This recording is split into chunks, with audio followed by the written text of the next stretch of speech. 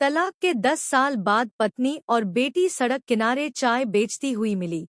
फिर जो हुआ, पर एक भावनात्मक और प्रेरणादायक कहानी तैयार करता हूँ। तलाक के 10 साल बाद रमेश और सविता की शादी को कभी मोहल्ले में आदर्श माना जाता था। लेकिन हालात, अहंकार और छोटी छोटी बातों के झगड़े इतने बने कि रिश्ता टूट गया। तलाक हो गया। रमेश ने अपनी राह पकड़ ली और सविता अपनी छोटी सी बेटी प्रिया को लेकर मायके चली गई। सालों बीत गए। रमेश ने बिजनेस शुरू किया और पैसों से भरपूर हो गया, लेकिन दिल के अंदर खालीपन कभी भर न पाया।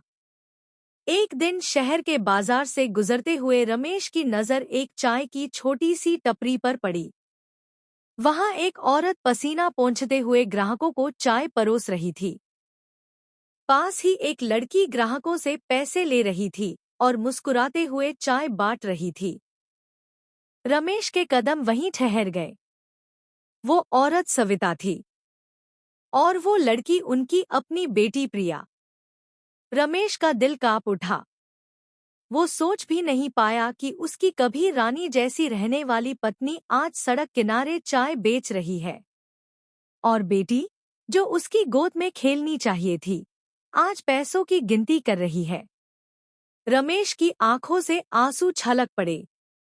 वो आगे बढ़ा और धीरे से बोला, सविता। सविता ने नजर उठाई। पहले पल में पहचान ना पाई, लेकिन फिर चेहरे पर एक हल्की सी मुस्कान आई। अरे रमेश! वातावरण भारी हो गया। रमेश कुछ कह न पाया, बस बेटी को गले से लगा लिया। बेटी ने पूछा, माँ, ये कौन है? सविता ने धीरे से कहा, बेटा, ये तुम्हारे पापा हैं। बेटी की आंखें भर आईं। पापा? आप कहाँ थे इतने सालों? रमेश टूट चुका था।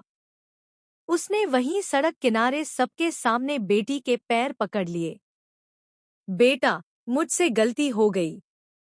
तुम्हारी माँ को छोड़ना मेरी सबसे बड़ी भूल थी। अगर मंजूर हो तो मुझे माफ कर दो। सविता चुप रही, लेकिन उसकी आंखों में भी नमी थी। उस दिन रमेश ने सिर्फ माफी नहीं मांगी, बल्कि सविता और प्रिया को अपने साथ घर ले गया। और फिर सबने मिलकर नया जीवन शुरू किया।